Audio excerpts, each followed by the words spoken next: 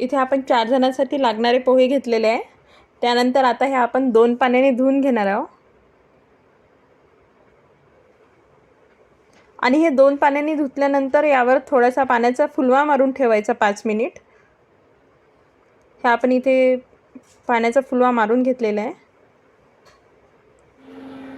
त्यानंतर हे पोह्यासाठी लागणारे साहित्य शेंगदाणे, त्यानंतर हा कांदा, हे लिंबू, इथे आपण 3-4 मिरच्या चिरून घेतलेल्या आहेत. हे आपण भिजवलेले पोहे आहे आणि त्यानंतर हा आपण बटाटा चिरून घेतलेला आहे.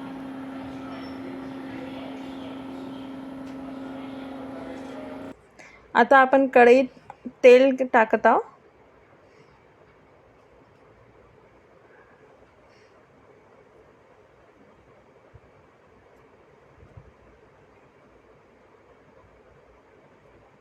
तेल थोडंसं झालं की त्यात आपण मोहरी टाकणार.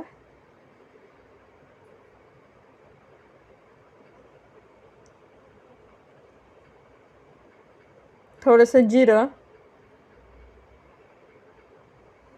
आपल्याला तेल झालं की नाही कळते.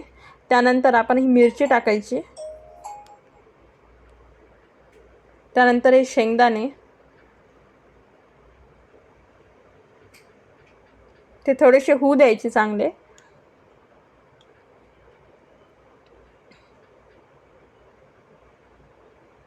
त्यानंतर आपण आता बटाटा टाकून घेत आहोत. हा बटाटा आपण चांगला धुवून घेतलेला आहे पहिले.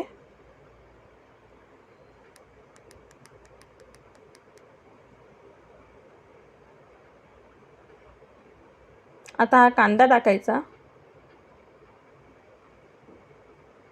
हे पूर्ण थोडंसं परतून घ्यायचं आणि चांगलं होऊ द्यायचं.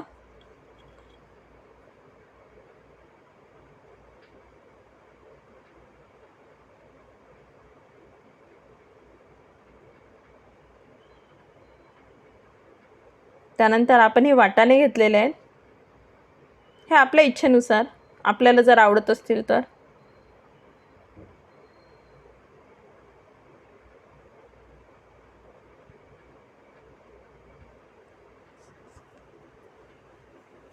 त्यानंतर आपण आता हा कढीपत्ता घेतलेला आहे थोडासा कापून.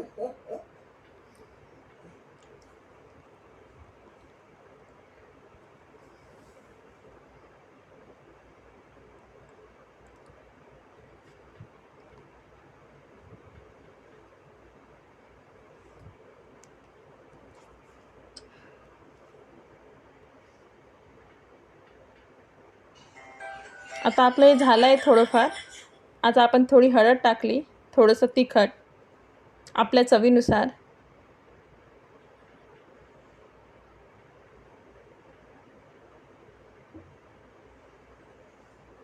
त्यानंतर आता हे मीठ टाकून घेत आहे आपण.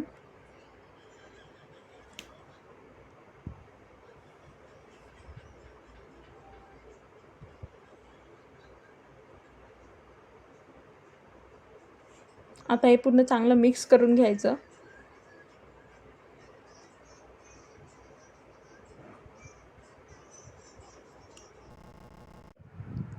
आता आपण हे पोहे मोकळे करून घेत आहे. थोडे मोकळे करून घ्यायचे याला.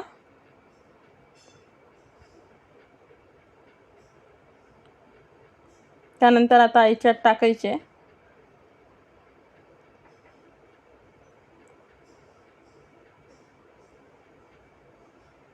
हे पूर्ण चांगलं मिक्स करून घ्यायचं.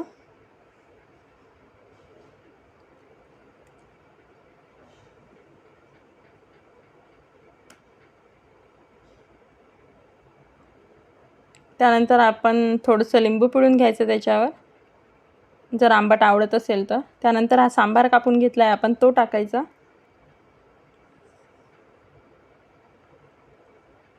आणि हे पूर्ण चांगलं मिक्स करून घ्यायचं.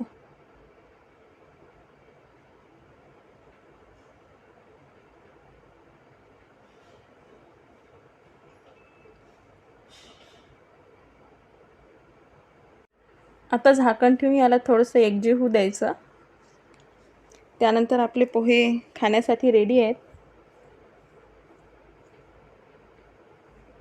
आपले खमखमीत असे पोहे तुम्ही नक्की ट्राय करा. आणि डेकोरेशनसाठी आपण यावर खोबरा कीस किंवा सांबार टाकून पण आपण याला डेकोरेट करू शकतो. आणि लिंबाची फोड ठेवायला विसरू नका.